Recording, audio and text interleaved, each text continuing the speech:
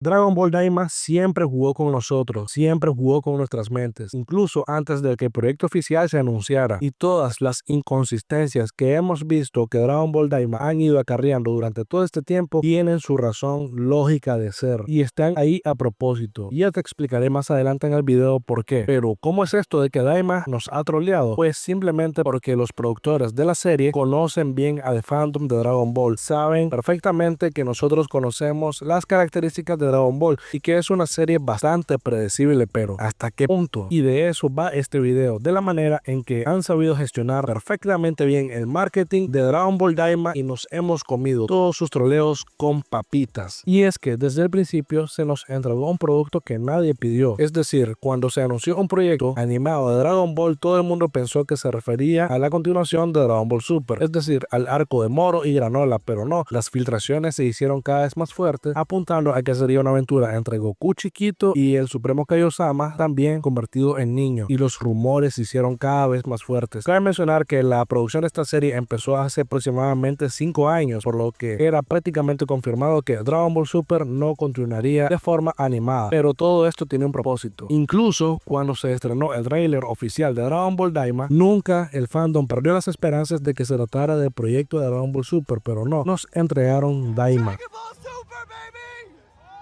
Please don't be magic. Please don't be magic. Please don't be magic. What is this? It's magic, chat. It's magic. It's magic. This looks. This.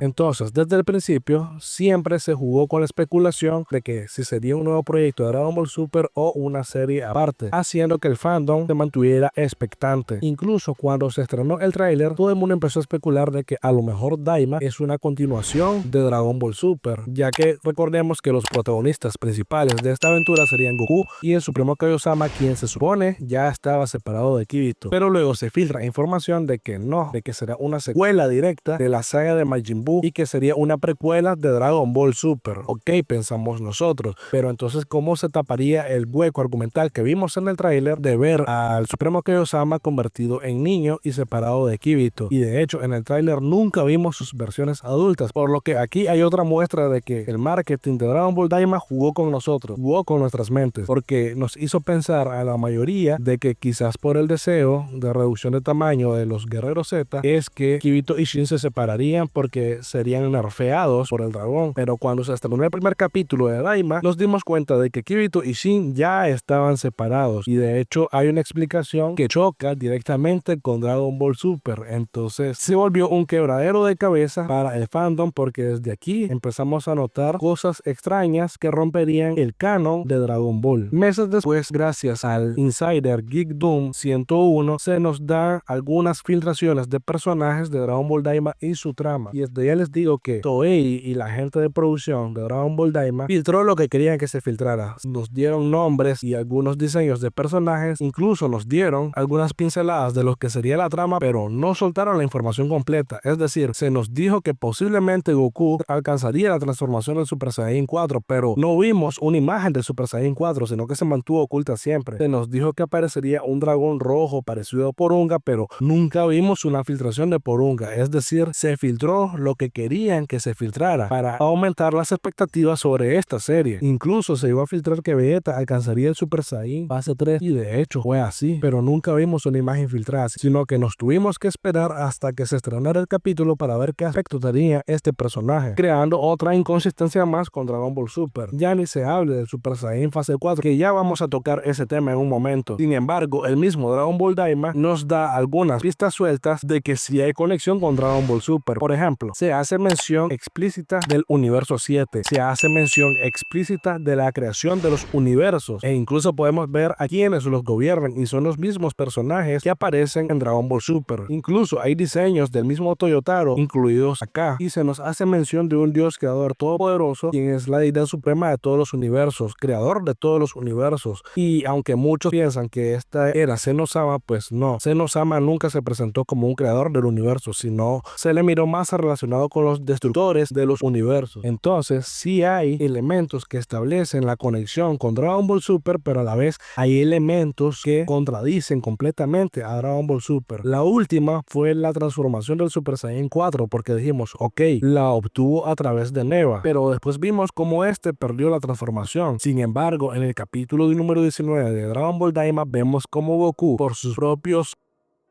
vuelve a utilizar la transformación del Super Saiyan 4 sin ningún tipo de problema, dejándonos pensando, entonces esto 100% contradice a Dragon Ball Super, porque a veces le dice de que no tiene otra transformación más allá del Super Saiyan fase 3. Y si llegaste a esta parte del video, te recomiendo que te suscribas al canal para llegar a la meta de los 5000 suscriptores. Comparte este video para que mínimo tenga 100 likes y así podamos seguir creciendo como comunidad. Tampoco te olvides de visitar mis redes sociales, tanto Facebook como Instagram.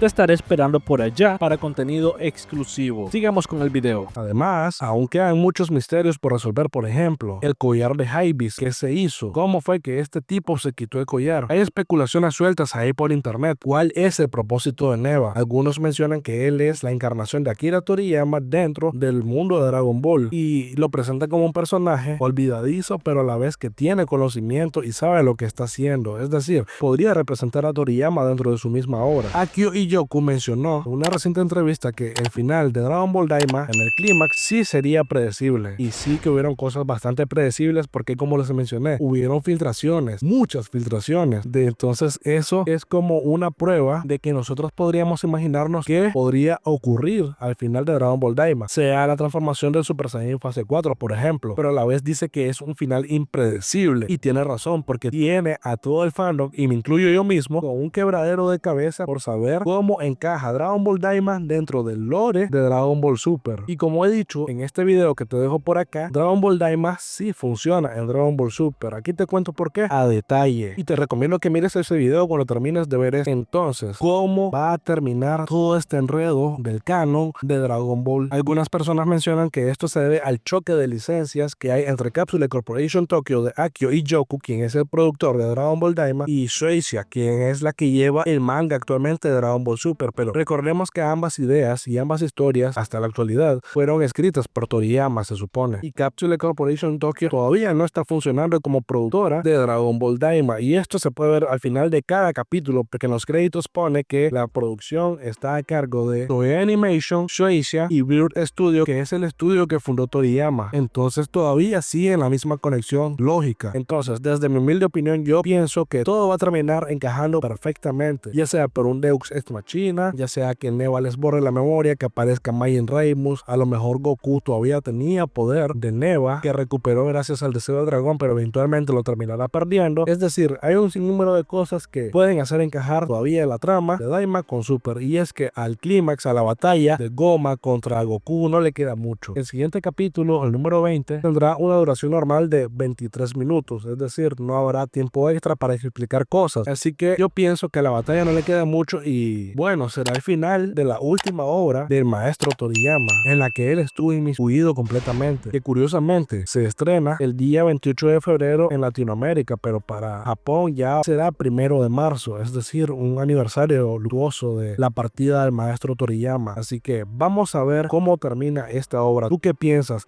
¿Cuáles son tus predicciones con respecto a todo este alboroto que se tiene de Dragon Ball Daima? Te estaré leyendo en los comentarios. Por favor, suscríbete al canal, no olvides dejar tu like, comenta, y nos vemos el viernes a ver cómo termina esta aventura llamada Dragon Ball Daima.